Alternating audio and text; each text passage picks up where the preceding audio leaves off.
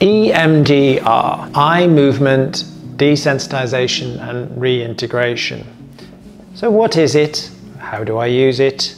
And where is it useful within therapy and trauma therapy? So I'm an EMDR qualified therapist. It's one of the tools that I use. It was something that I learned earlier in my journey as a trauma therapist and chronic illness specialist. But it is very useful.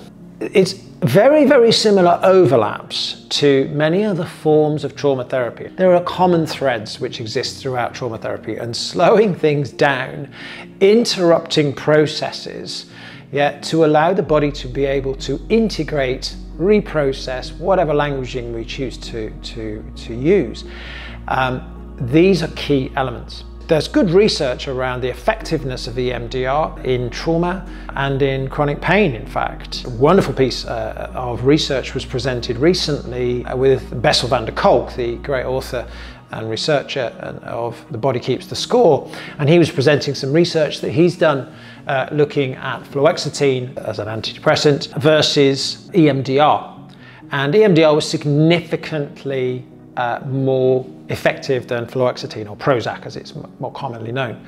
In essence, we might go through a narrative with somebody and then begin to use either our finger, pause them, use our finger to move in different directions, sometimes use light, sometimes there are therapists who use binaural stimulation.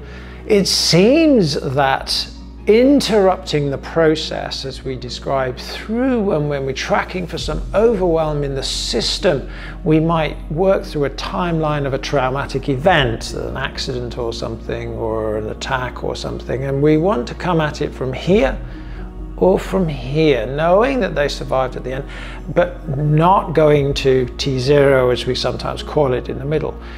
We come in slowly, and as we start to see the first activation, one of the tools that we can use, somatic experiencing, neuroaffective touch, body psychotherapy, other tools can be used. But EMDR, it can come in, we pause it and we notice what's being experienced in the body and in the thoughts and in the imagery.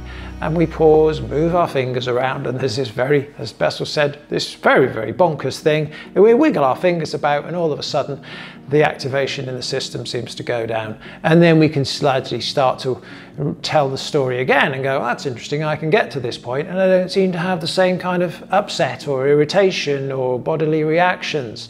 So we keep working through, and we're chipping away, and then we can get through the traumatic event using the eye movement desensitization and reintegration process to allow us to move through the traumatic event more slowly and in a more integrated and safe way. And that somehow seems to help the body to, it's almost like a completion. It's like we just had to cope with all trauma. I think we just had to cope, and we did, because we're here. It's how do we go back into, the devil's lair? How do we go back into the trauma vortex and not just get overwhelmed by it again and have to shut it down, cope, dissociate, do whatever we had to do again? It's like it's a stuck record, and it's going, no, we're not gonna, we just have to skip it. We have to skip it. We can't play that piece. And EMDR is one of many tools in the trauma field that allows us to safely, slowly, actually look at this traumatic overwhelm within the being and to reprocess it. Hi, I'm Roger. Thanks for watching the video. Hope you enjoyed it. And don't forget to hit the like and subscribe buttons.